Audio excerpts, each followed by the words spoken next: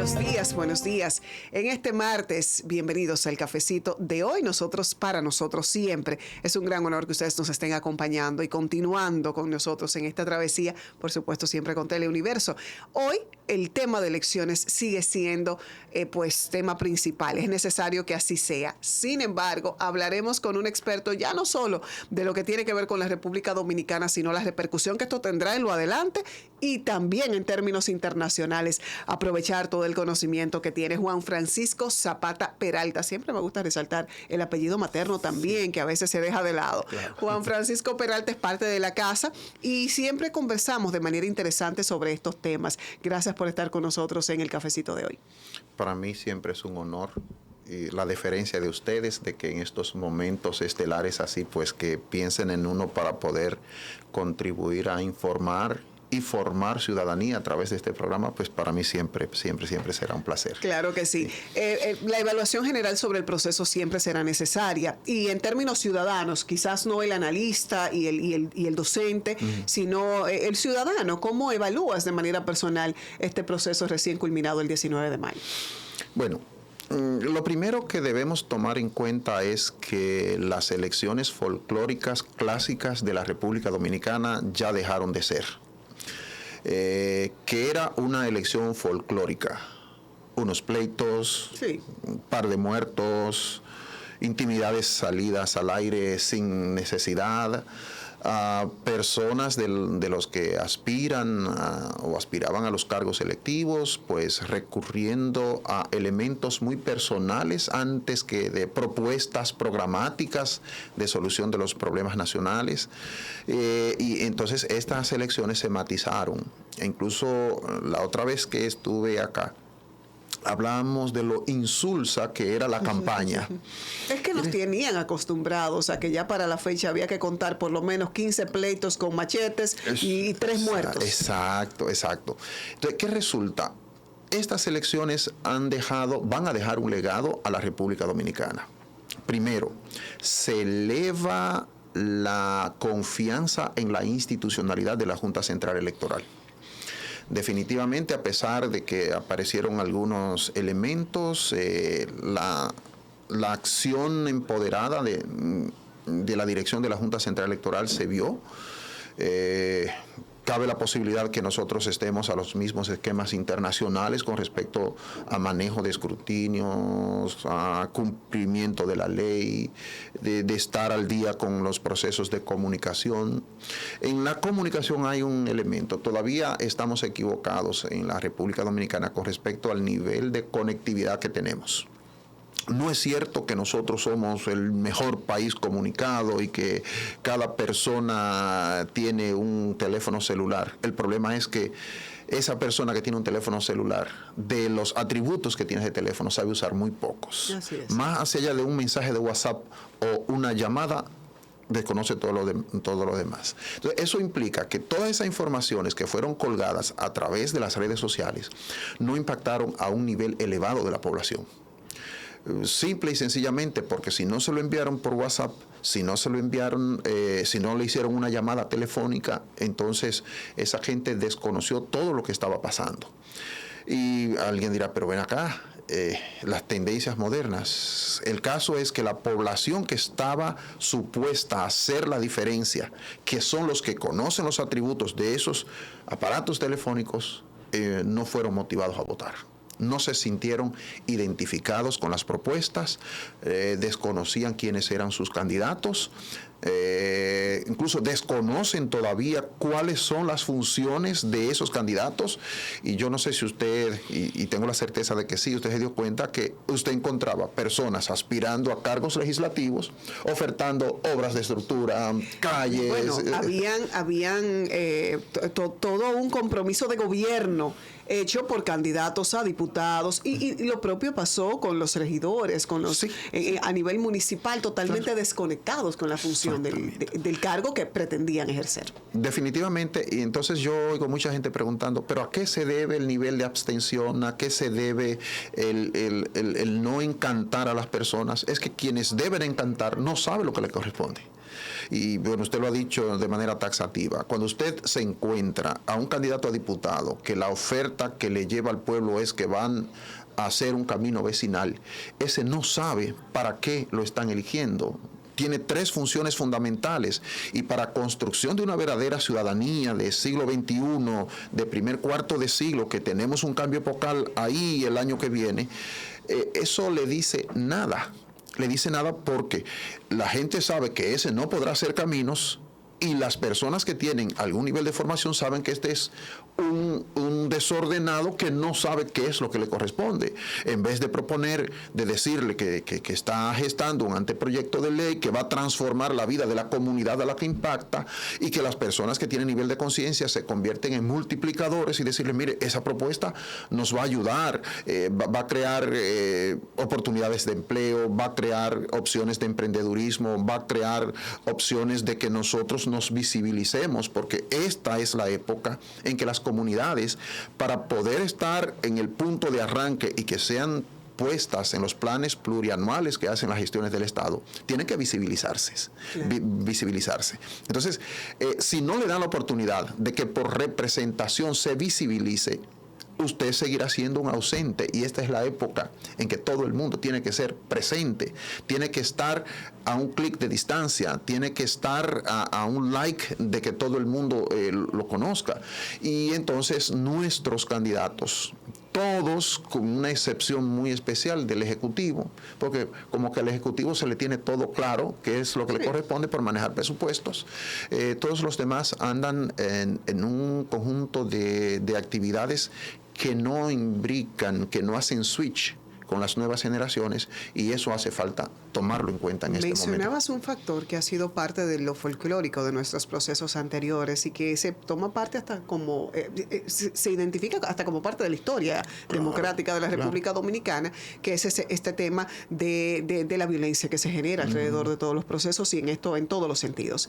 ¿Entiendes tú, y es una pregunta que la hago recurrente para identificarlo, que haya sido que ciertamente la población dominicana ha superado esta etapa de violencia y de elementos folclóricos, o que ha sido un elemento circunstancial que coincide en este proceso, y que tiene también que ver con que convergen ciertos factores en el mismo tema del partido de gobierno y otros factores alternos? ¿Hemos superado ya la etapa de los pleitos, o pudiera darse escenarios similares en procesos futuros? Mire, ¿qué es lo que pasa?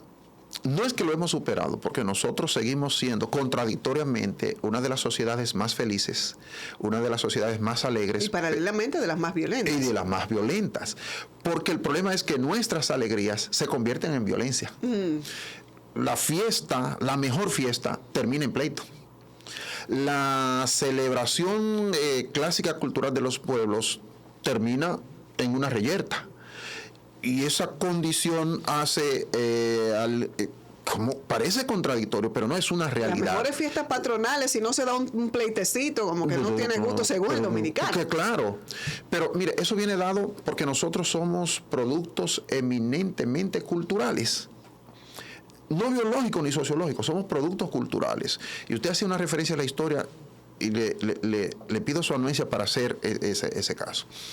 Mire, cuando se inicia la Segunda República, en la historia reciente nuestra, permítame decir reciente porque 100 años, 200 en historia es muy reciente, nosotros negábamos la condición de seres humanos para identificarnos con animales. Y yo sé que en alguna clase de historia a usted hasta le hablaron de la época de los partidos de animales, o de los partidos de colores que lo asociaban a un animal. Señor, el gallo, que es símbolo de violencia, ha sido símbolo, y permítame redundar, del quehacer político nuestro por toda una época que duró más de 50 años. E incluso los atributos de los gallos se agotaron en los partidos políticos que hubo en la República Dominicana. Y yo sé que a usted le hablaron de los bolos, de los coludos, de los colituertos. E incluso en Santiago se creó una tendencia que se llamaban los quiquís, o los quiquíes, o los quiquises, con la familia Victoria.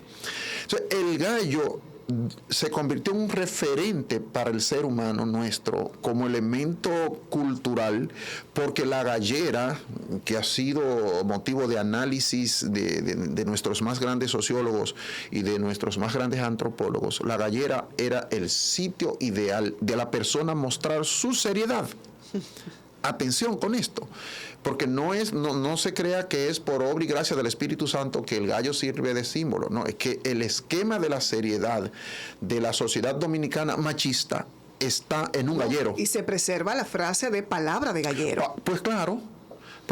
Entonces, si un partido político aspira a dirigir los destinos de la nación, tiene que mostrar un símbolo de seriedad. Porque el grave problema histórico que hemos tenido nosotros los dominicanos en la administración del Estado es la corrupción. Vamos a continuar analizando ese punto, porque me resulta hasta gracioso que nuestro Congreso en ambas cámaras todavía tenga una similitud de gallera, claro, y no necesariamente por la seriedad de sus miembros. Sí. Pero hablemos de ese y otros temas en la continuidad de esta conversación interesante y el análisis de los procesos electorales recientes y pasados, que siempre formará parte de nuestra historia democrática luego de la pausa.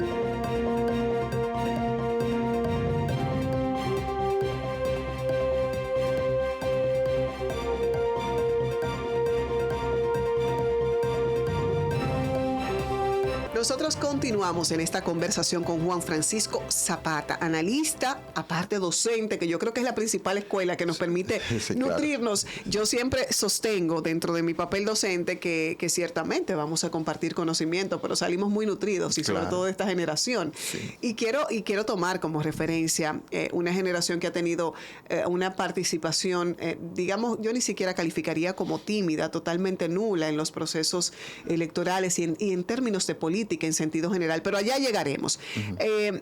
Hablábamos de la cultura dominicana y cómo se refleja cada vez en estos procesos electorales, y hoy inminentemente tenemos que hablar del tema abstención. Claro. Y el tema abstención tiene necesariamente que involucrar a las estructuras políticas partidarias en una evaluación de qué es lo que está pasando. Pero desde su punto de vista, ¿cuál entiende usted son esos factores predominantes para que cada proceso tengamos un nivel más alto de abstención? Bueno, fuera de récord estuvimos hablando sobre el caso. Mire, se da una situación especial. La filosofía política de los partidos políticos nuestros no los diferencia. Uh-huh. Aquí en la República Dominicana nadie sabe cuál es la plataforma política del partido al cual pertenece, por el que piensa militar o al que defiende. No se sabe si se tienen políticas sociales como propuestas para resolver las grandes taras que nosotros estamos arrastrando. No se sabe si estamos aspirando que volvamos a los regímenes totalitarios en donde se cumplen las cosas porque hay que cumplirlas y se ausenta el sentimiento de la democracia como opción de vida, que debería ser lo que nos adornara a nosotros. Se tiene el grave problema de que las personas entienden su centro de poder y de bienestar en la dirección del partido y no ceden espacios. Los estatutos partidarios se crean como a imagen de una persona y no a imagen de una sociedad. No dejan espacios libres como para hacer reformulaciones cada vez y que se vaya pareciendo a los intereses que tienen los muchachos de esta época. Les voy a poner 2 ejemplos. La conciencia verde que tienen nuestros muchachos, a eso que usted hace referencia que recibimos en las universidades o que están en los últimos años de la secundaria, la conciencia verde que ellos tienen es mucho más elevada que la que pueda tener el mejor teórico que dirija un partido nuestro. Sin embargo, nosotros los dominicanos no hemos asumido una filosofía política verde, a pesar de que teníamos un partido que se llamaba Socialista Verde. Los socialistas le mató lo verde. Uh-huh. Esa conciencia verde hace que ellos valoren grandemente qué propuestas tú le tienes para que el espacio donde ellos se van a desarrollar, el espacio donde ellos conviven y perviven, sea sano, ambientalmente factible, cuidado. Y nosotros no tenemos nadie que les esté ofertando a esos muchachos esa alternativa. El otro aspecto, la conciencia animal. Nosotros estamos asistiendo en este momento a la idea más elevada que tienen los muchachos post-millennials del cuidado que debemos tener con los animales, con las mascotas, con lo demás, que no es nuevo. Si nosotros leemos la historia de San Francisco de Asís, vamos a encontrar en él el más grande defensor de esa conciencia con la población animal que debe tenerse. Y por eso su famosa obra El hermano lobo es la referencia hoy. Y que el Papa que tenemos actualmente en su encíclica Laudato Si, es decir, cuidado de la casa común, alabado sea, está poniendo de manifiesto que los intereses de los muchachos de esta época están en esas dos dimensiones. Y una tercera, que yo no la defiendo, pero yo entiendo que no soy de esta generación por eso, que es la generación de los influencers. Uh-huh. Un influencer en este momento tiene más arraigo en esa población que el más destacado profesional del área cual que sea. Pero si ese influencer realmente asume una condición de ciudadano real, empoderado de esta nueva ciudadanía, puede ser un ser transformador de ese nivel de desencanto que tienen nuestros jóvenes, nuestras generaciones con respecto al voto. Yo quiero dejar sobre la mesa, y porque me parece muy interesante el análisis que estamos haciendo de un rango poblacional en términos de edades que puede ser determinante para cualquier proceso. 36% de la población votante. Exactamente. Sin embargo, ahora vimos cómo lo determinante fueron los más adultos, porque fueron los que se motivaron y todo eso tiene una razón. Sobre eso vamos a analizarlo después de la pausa, porque quiero también dejar sobre la mesa si ese interés por estos temas que son tan importantes para el desarrollo de cualquier gobierno y de cualquier estado, en esta población se constituye en mera información o en ideología y conocimiento arraigado para ejercer acción o por lo menos influencia sobre los candidatos. Sobre este y otros temas continuamos esta conversación luego de la pausa en el cafecito de hoy. Continuamos en esta conversación con el analista y docente. Destaco siempre esa característica de nuestros invitados, Juan Francisco Zapata Peralta, que está con nosotros, parte del programa siempre, y nos gusta analizar estos procesos con personas que están justamente analizando también la sociedad misma, porque esto es un reflejo de nuestra sociedad dominicana. En el bloque anterior hablábamos de la abstención y hablábamos de esos niveles preocupantes, porque siempre que vaya en crecimiento debe llamarnos a la preocupación. Claro. Existen factores socioculturales en la República Dominicana, y dentro de los más preocupantes que usted haya podido identificar, ¿cuáles pudieran ser dignos de analizar para poder superar estos niveles de abstención? Bueno, el más preocupante de todo es que nosotros los dominicanos no nos hemos dedicado a formar en conciencia política a nuestras generaciones. Ni en las academias, ni en las instituciones sociales, ni en las instituciones de servicio, ni en la comunicación que hacen las instituciones por parte de su responsabilidad social corporativa en esa parte de comunicación. Hay un elemento fundamental. Nosotros somos la sociedad de los enlatados. Muy pocas cosas de las que nosotros tenemos que nos sirven de referencia cada día es de matrícula nuestra propia. Si el componente dominicano no está puesto de por medio. Le pongo un ejemplo que es lo que más se ha criticado. Tiene 100 años, todo el mundo criticándolo, pero nadie asume una propuesta, que es el famoso método de Hunt. Ay. El método de Hunt, que no entiende el 90% de la población dominicana. ¿Quién ha dicho? Yo creo que muchos incluso de los llamados a utilizarlo tampoco lo saben. entienden. Si no existiera un software que de manera automática te dice, mira, te salen tanto por este número, no lo entienden. Incluso la gente no sabe que el primer factor que se toma en cuenta para que el método de Hunt tenga efectividad es la votación del partido, del partido. Y la gente piensa por candidatos, y usted lo dice con una razón elevadísima. Ni esos candidatos saben cómo se le van a contar los votos que le pueden corresponder para estar ahí. Y por eso muchas personas todavía hoy no entienden por qué una persona que haya obtenido un 30% de la votación de otro salió electo y el otro en la misma circunscripción, en las mismas condiciones, no pudo haberlo hecho, y no toma en cuenta que es que el partido como tal tuvo una votación muy, muy baja. Entonces, aquí se ha creado la idea de los partidos minoritarios y realmente que hacen honor a lo minoritario, y no suman votos como para que un representante que lo personifique en ello pueda pasar. Y eso es un problema grave. Entonces, el método de Hunt no se parece a la sociedad nuestra. La sociedad nuestra, que no tiene vocación democrática, por desgracia tengo que decirlo en un medio tan importante como este, no tiene vocación democrática, estaba impuesto a los listados puestos por los dirigentes de los partidos, y el que está en número 1 sabe seguro que va, que salió, y que el número 2, si se incrementamos, va. Con la ley 275-97, que fue la primera de régimen electoral que tuvimos en la época post-Trujillo, vamos a decir, por no decir post-Balaguer, porque en la época de Balaguer se quedó todo lo que hacía referencia a los trujillistas.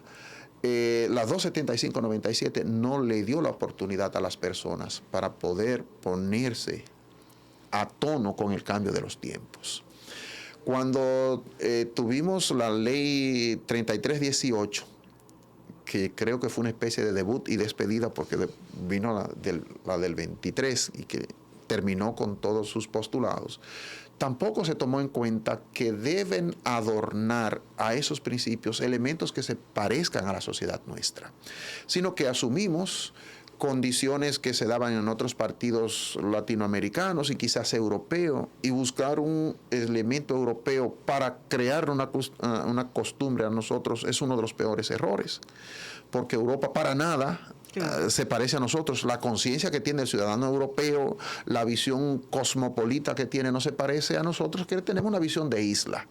Entonces, todavía estamos arrastrando el problema de que nuestras legislaciones, nuestras normas de convivencia no se parecen a nosotros. Y al no parecerse a nosotros, entonces no nos representan. Y esto que voy a decir parece insignificante. El hecho que nos obliguen a que las elecciones sean domingo hace que se convierta en un cinturón de presión. Voy a hacer el análisis de la iglesia, que es la institución que más analiza la sociedad. La iglesia ha tenido que ir cambiando el horario de la misa del domingo, que se vaya aproximando más al mediodía, porque de lo contrario se van a quedar sin feligreses. Porque el domingo es el día de que las personas entienden que el sábado es de darle riendas sueltas al cuerpo y el domingo es el relax para lo que viene el lunes. Desde que aquí se esté obligando de que usted tenga que sacrificar un santo domingo para usted ir a ejercer el sufragio, se sigue convirtiendo en un obstáculo, porque las elecciones deberían ser la fiesta que decimos nosotros en la comunicación, pero no lo son.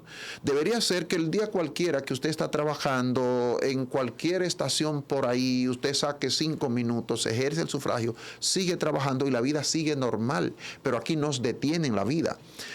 ¿Cómo se entiende que las escuelas, por ejemplo, el viernes no trabajaron, y como el jueves era el umbral del viernes, se hizo poca cosa, y el lunes tampoco se trabaje?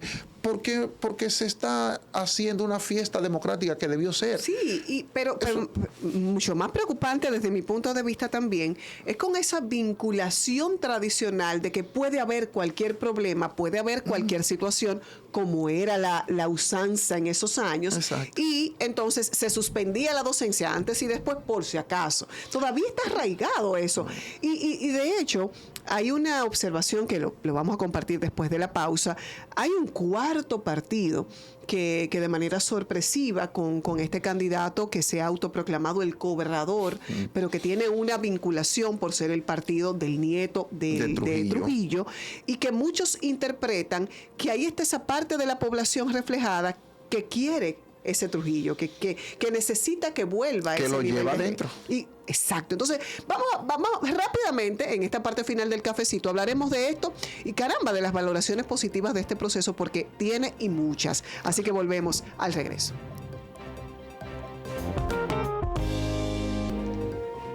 Bueno, y qué lamentable que nos queda tan poco tiempo, porque se nos va cuando los temas son interesantes. Sí. Pero vámonos entonces a quedar con el sabor positivo. Sí. ¿Qué de positivo podemos rescatar? Desde mi punto de vista hay muchos elementos y factores positivos, pero los más trascendentales y que pudieran entonces continuar fomentándose y desarrollándose para futuros procesos. Aunque parezca cruel lo que voy a decir, el hecho de que muchas personas se pensionen en el quehacer político y que algunos partidos van a tener que ver qué van a hacer es de lo más positivo que ha pasado. Sí. Porque esas personas que se han pensionado no han dejado el mejor de los legados a la sociedad nuestra. Y voy a decir nombres responsablemente yo. Sí. Por ejemplo, que este país salga de Miguel Vargas Maldonado como expresión política, que ya no tiene ninguna otra alternativa, es una buena nueva. Que este país salga de Héctor Rafael Peguero Méndez, que quizás usted por su juventud no ha sabido de la historia de ese señor, sí, sobre todo cuando fue presidente de la Cámara de Diputados, es una buena noticia. El hecho que demostró la sociedad del Distrito Nacional de fraccionar, que reconfirmó algo que en la historia política nuestra está. Si yo dijera aquí, en un espacio como este, de que en el Distrito Nacional Omar Fernández ganó, estoy cometiendo un error. Guillermo Moreno perdió. Que no es lo mismo. Perdió Guillermo Moreno porque representa ese estancamiento cuadrado del quehacer político nuestro y que para nada se parece a nuestra sociedad. Y que perdió a pesar de toda esa maquinaria endosada a su candidatura. Quiere decir que hemos superado incluso sí, la fuerza que tiene el poder político partidario sobre los procesos. Exacto. Es decir, que podemos decir que con este proceso electoral las personas aprendieron a elegir. Porque a votar sabemos todos, sí, pero elegir sabemos muy pocos. Y que se haya dado esta muestra de esperanza, de que las personas saben votar por la persona por lo que ha hecho y por lo que representa. Porque vea qué contradicción. Pierde Guillermo Moreno, pero gana el presidente por 1% muy por encima del que tenía antes. Y avasallante en términos de las cámaras en sentido general. Exacto. Es decir, este hecho es el motivo de estudio para tener esperanzas de que este país está cambiando.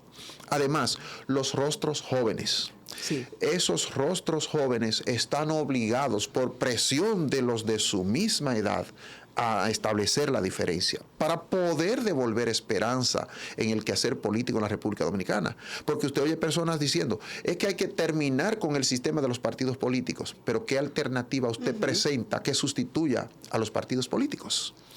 Ahora, la matemática, la aritmética de las elecciones también va a tener que ser cambiada.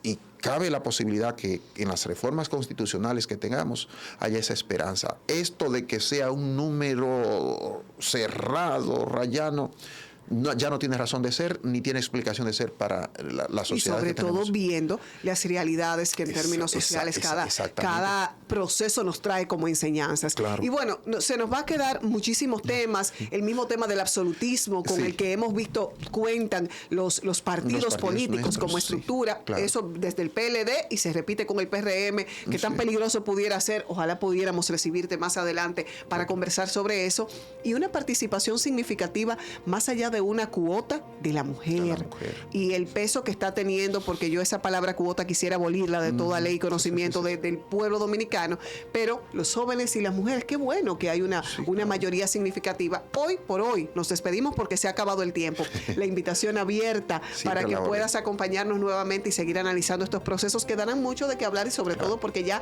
arranca el país. Estábamos como en esa pausa, pero arrancan las expectativas y lo vigilante que tenemos que estar ante un nuevo gobierno. A ustedes las gracias por acompañarnos en el cafecito de hoy. Lo que sigue es Salud Dando y por supuesto toda la programación de Teleuniverso.